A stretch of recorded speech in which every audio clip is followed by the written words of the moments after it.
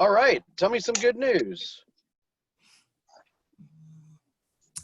I found somebody well, I sat down and talked to my husband last night about the negotiating amendments to address concerns. And that's what he used to negotiate contracts. Yeah. So he's going to be the negotiator for all my amendments to address concerns from now on. I didn't know that bothered you so badly. I said, it really does. When I suggested that, you thought I was crazy, didn't you? Yeah. Yep. And all you had to do was think a little outside of the box and say, how can I quit doing this crap? Yeah. Right? Yeah. Okay, So very can good. somebody explain to me what exactly goes on in that process? Yeah. Do you want to do that, Kathy, or would you like me to?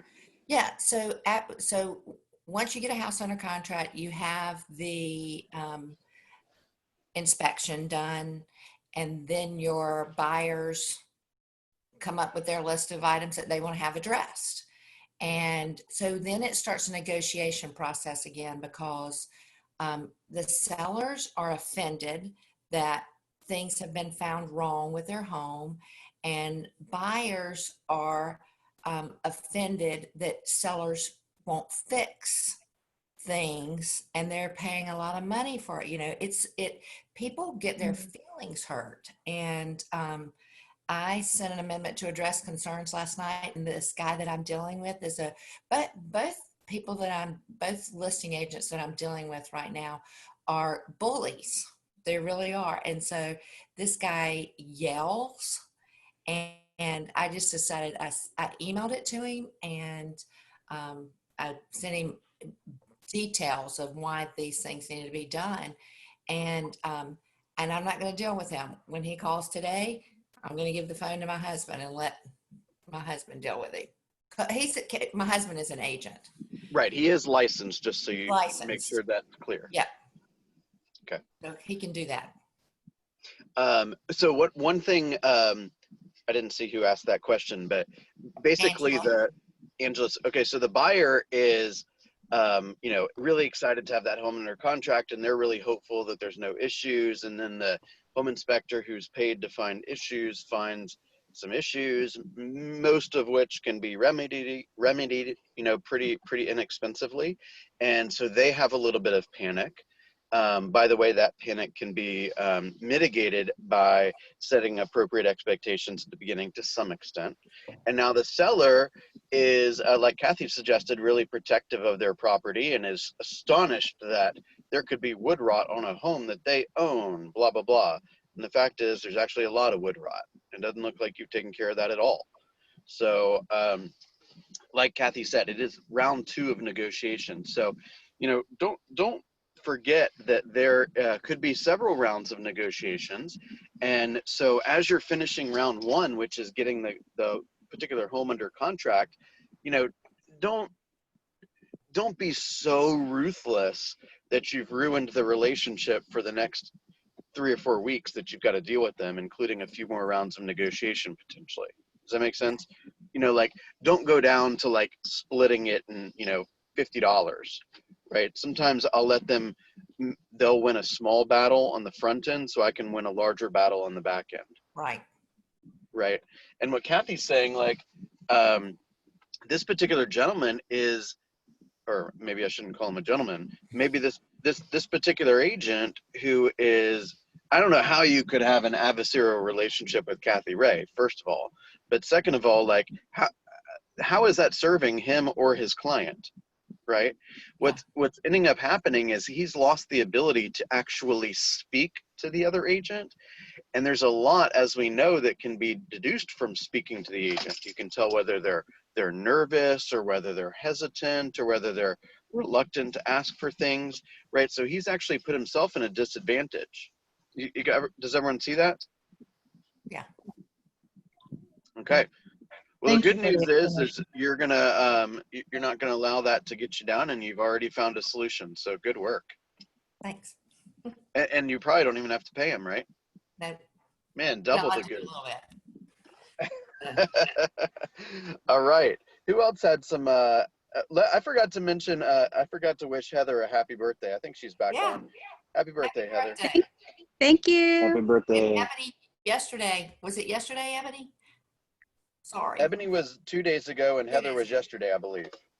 Sorry. It was just listed wrong, but it was posted for the 7th, but it was actually the 6th, so on Monday. Okay. Oh, well, happy birthday. Happy birthday. Thank you. Okay. It's a week-long thing for me. I met somebody once that was a month-long thing. I'm like, all right, enough. Okay, who else got some good news?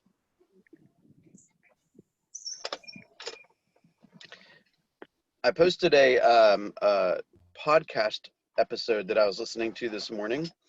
I'm not trying to be political in any way. It's a guy whose podcast is called capitalism.com.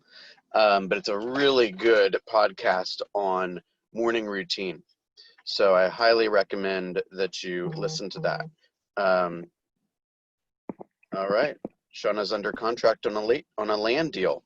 You guys are making some things happen out there. I'm proud of you. All right. Who has, we've got about 5 or 6 people that have updated their numbers. Remember, in the month of July, the ending of the recording period is going to be Tuesday night. So in a perfect world, everyone would turn in their numbers by Tuesday night so I can review them and kind of strategize on how I want to address any trends that I'm seeing. But we've got people are off to a really good start. Okay, we've set 9 appointments and held all of them. We've gone on 5 listing appointments and taken 2 of them. We've already got 4 deals under contract. So you guys are doing really well. What are you noticing out there? Anything that's surprising you that you want to talk about? Well, I've made this observation, and my clients have made this observation, that if the house looks good and is priced well, it's going under contract quickly. And I heard at an inspection the other day, I heard my buyers, the seller was there because we wanted the seller there to ask questions at the end, and they were both commenting on that, trying to find houses and how they would go under contract before they got to see them. So let me make sure I heard that correctly. Your seller and your buyer were at the inspection review? it was my buyer, and they asked for the seller to please be there at the end so that they could ask them questions. And this is the bully's clients, the guy bully's clients, and they got along very well. And actually, we have, I know the seller's family, so it was pretty neat to find that out. But you know, if you can mute yourself, guys, so we've got a lot of background noise. So they got along really well. My buyer asked lots of good questions that, you know, he wouldn't be able to. It would take him months to figure out if he didn't have the opportunity to talk to that seller. So I'm assuming the seller's agent was not there, right? the seller's agent was not there, but the seller's agent I would knew. never have done that. The seller's agent knew that they wanted to do that, and so, but he was mad about it. He should have been. I would have never allowed that to happen. Well, I told them that shouldn't happen, and they insisted, because there were things in that house that he said, I'm not going to be able to find these out. So anyway, both of them had made the comment that when houses look great and are priced right, they're going under contract too quickly for lots of people to get in there. Okay, so I do see a number of potential issues with that, if I can bring those up.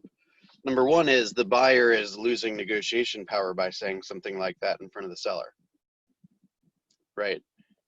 So let's say there's an appraisal issue in a week, and the buyer wants the price reduced $5,000 to match the appraisal.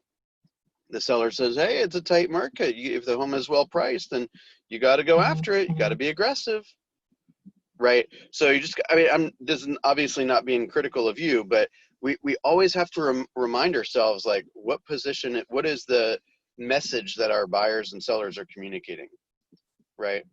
all the time because you cannot not communicate. They're either communicating voluntarily or they're communicating non-voluntarily. Does that make sense? Yeah. Right. I had never done that before, and so when my buyer said, we want this, and I discouraged them, and they said, no, we want this. We've always done this, and they've bought and sold 14 houses. He's 70, she's 77. So he's ex-army, ex-judge, and he was going to have it his way. And so I was just like, okay. Yeah. So you could just like suggest something that similar to what I just said, which is, with all due respect, I would never say this to him, but with all due respect, just because you've done it 14 times doesn't mean you didn't get ripped off 14 times. Yeah. Right. Yeah. One thing I mentioned the other day in one of the sessions, and I think it's worthwhile to bring back up, is you guys, I read somewhere the other day that said that I think it's around 90% of homes have some form of either video or audio recording going on. Right?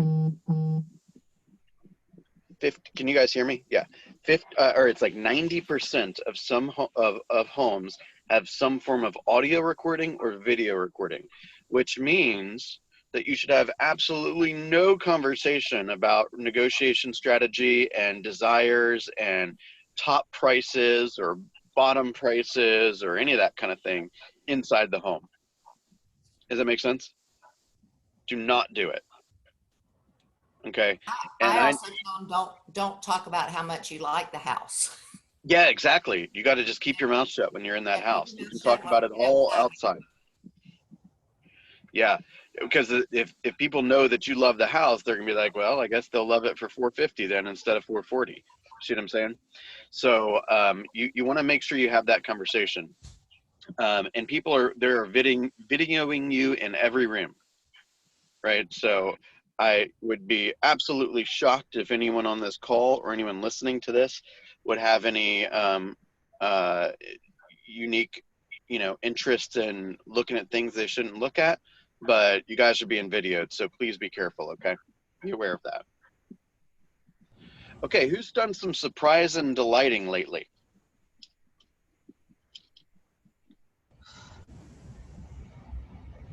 Kathy, you want to share? I mean, I did pop buys for the 4th of July. So. Give us an example of what kind of how that was received. Well, I was going to. People were very happy to get my key lime bars.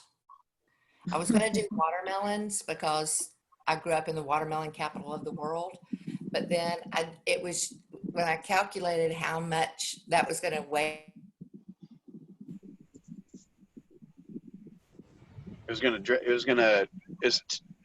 Are you I'm losing you, Kathy? Can you hear Kathy? Can anyone hear Kathy? She's breaking up when she. I'd say that again. My internet connection is unstable. It sounds like it's better now. Okay, so people just love for you to surprise them with something, even if it's like a handful of Snicker bars. Yep. They love to be surprised. Awesome. So you ended up doing what? Key lime pie pieces key lime or something? Bars, yeah. Little. Love that. Yeah. So it's kind of like a square key lime pie, but it was a bar. You cut them up. So how did you actually give it to? Who did you give it to first of all, and what was how did you do it? Past clients, present clients, and people who are going to be buying a house from me this year. So what did you do? You dropped it off in the mailbox, or you knocked on the door and ran away? What'd you do? No, I called them and told them I was coming by. Oh, I love that. So what did you give out, like 20 or 30 of them or something? 23. That's awesome. That's awesome. So I want you guys always to be thinking about how can we give our people an experience that is above and beyond what they're expecting, right? Do you think that any of those 23 people were expecting Kathy Ray to show up on July 4th their realtor to show up on July 4th and drop off some key lime pie bars? No, not a chance. But she got an opportunity to surprise and delight all of them, and I would be shocked if you didn't get a piece of unexpected business from that. Yeah, I hope so. I met Kathy because she was our realtor. That's how I know Kathy. And she helped us sell our house and then buy the one that we built. And well, I just love her because she's amazing to begin with. But she remembered my kids' birthdays. She showed up with cupcakes for some of their birthdays, and then she brought us pie one day for Pie Day. The day we moved in to the apartment, she ordered us pizza. And it just always, it made her feel like more than just like a realtor. Like, you know, if you go to the doctor, that's your doctor. If you go to school, that's your teacher. And there's not really that human connection, I guess you would say. I mean, I know they're a human, but you don't see them as interacting with them in your daily lives. And it really does make a huge, huge difference in how you see people. Yeah, I appreciate you sharing that, Heather. Thank you. Thank you. Yeah, I completely agree. Completely agree. All right, Brian, are you on the call? I am. I don't know how good my internet connection is because I've been cutting out as well.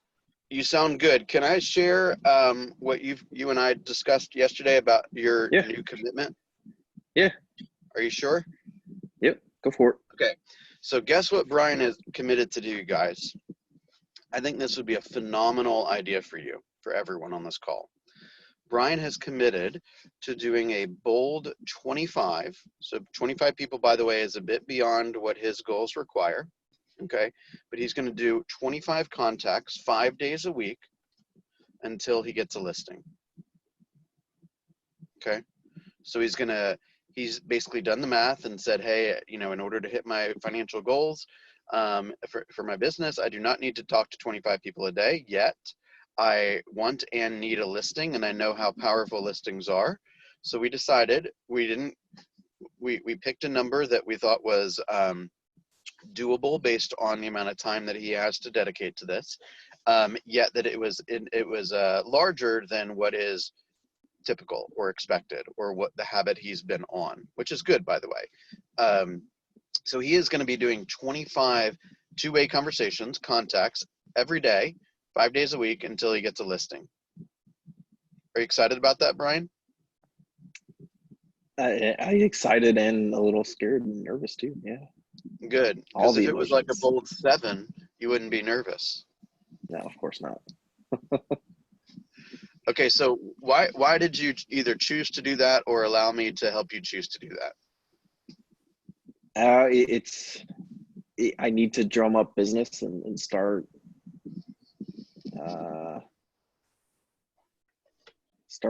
pulling my weight here. So cool. I'll go out on a limb. Is there anyone else that wants to do a similar challenge? It could be a bold 15. It could be a bold 40. I don't care what it is. But are you willing to do some activity over and over and over again until you get a result that you're seeking right now? Oh yeah, I was staring right at you, Ebony. I was hoping that was going to be you. What would you like to commit to publicly today?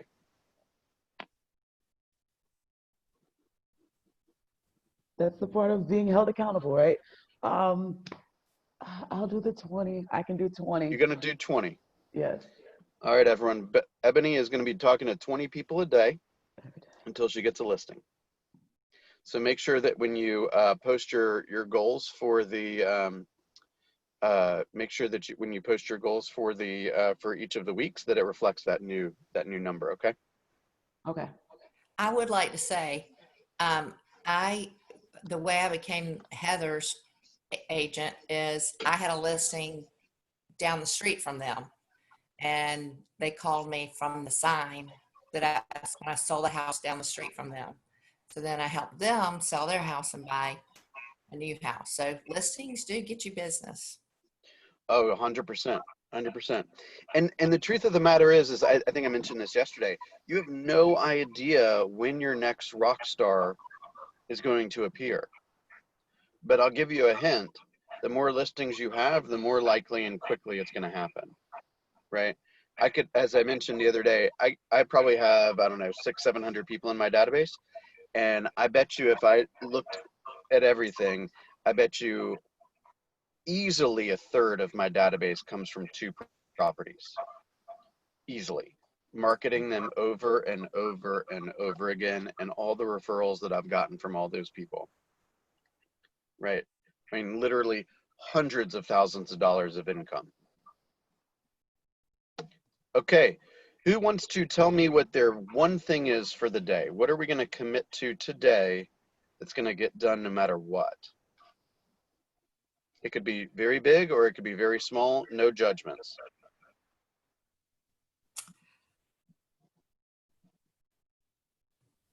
You're on mute, Ebony. The calling 20 people. That's gonna happen. I'm Well, gonna do we're- 20 people. So I don't want to mess with the words. We're not going to call 20 people. We're going to have 20 contacts. Okay. If you got to call 20 people to get 20 contacts, fantastic. Tell me who you're calling. But if you got to call 200 people to get 20 contacts, then that's what you're committed to. Is that correct? Mm-hmm. Okay. Can't pay your bills with calls. Got to pay your bills with conversations. Okay. It's all about relationships, you guys. It's all about relationships. The podcast that I sent you this morning talks about how every dollar that you will ever make is going to come from someone else as a thank you for something you did. Okay. Every single opportunity that comes to you, whether it be financial, personal, professional, it's going to come from someone else. Okay. We need others. And when we have that in the back of our mind on how can we focus on other people today, and how can we focus on sharing what we've learned and sharing our skills with others so that they can hit their goals, and we have this abundant mindset, everything else becomes easier or unnecessary. Okay. First, we have to work on the mindset, then we work on the action that we know we have to take.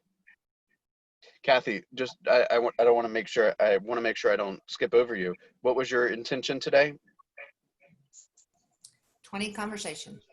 20 conversations, which I believe is also beyond what your numbers suggest is necessary, but you're just pushing it and setting a good, you're being a good model today, aren't you? Is that right? I think her internet is unstable. Does anyone else want to speak? 20 conversations. 20 conversations. Okay. Liz, I want to point out one thing with Liz. Liz asked me maybe a day or two ago how to find new open houses. I gave her a line which wasn't crazy surprising, but I said, who has a new listing that they'd like me to hold open?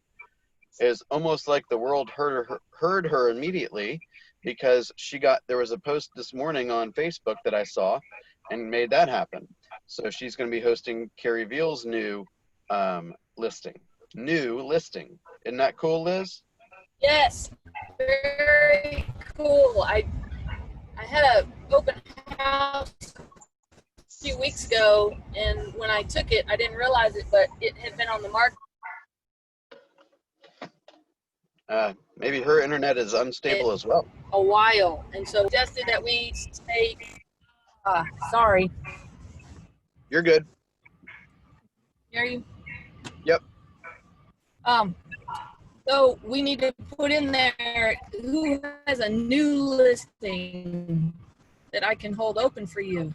And I'm doing one out in Duluth from 2 to 4 Saturday, and hopefully I can pick up another one for Sunday. Awesome. Good stuff. Hey guys, I'm really, really proud of you. I know that many of you have been on these calls day after day after day. And I'm really, really grateful and appreciative of your commitment. And my job is to match your commitment and match your enthusiasm as you're building your business. So I appreciate the opportunity to do that. Don't forget, please post your numbers so I can see any trends. And if you have anything that you need at all, please let me know. Let's talk about how to surprise and delight at least one person today. Can everyone do that? Tony, just to make sure you understand what that is basically going beyond what a normal expectation would be, right? You're going to give a client an experience that they're not expecting by surprising and then delighting them. Okay, it could be a small gift. It could be just about anything, something they're not expecting, okay? Anyone else want to share anything? Oh, I forgot to tell you. So, God, my grand dog is barking. On Monday, when I had the inspection up in LJ, I have 2 other clients up there. One of those clients introduced me to the buyers that I have under contract up there now. So I took them some Cutco. I took those other 2 old clients Cutco spreaders, and ended up having a glass of wine sitting on the porch with looking at the beautiful view that my clients get to look at every day with them. So that they surprised and delighted me too. I tell you, those Cutco spreaders are awesome. Yeah. Yeah. What does one of those cost? Like $30? I don't know. Man, those are cool. That's the best $30 you ever spent. Yeah. Okay. Yep. All right, you guys, keep up the good work. Send me your number so I know what's going on, and I will see you in the morning. Okay. Oh, one last thing. Don't forget, Friday at 12 o'clock, Susan Corley is going to be our guest. She's going to be going over some texting within command related to smart plans, and we're going to get to meet her a little bit more too, okay? Susan Great. Corley. All right, see y'all. Bye.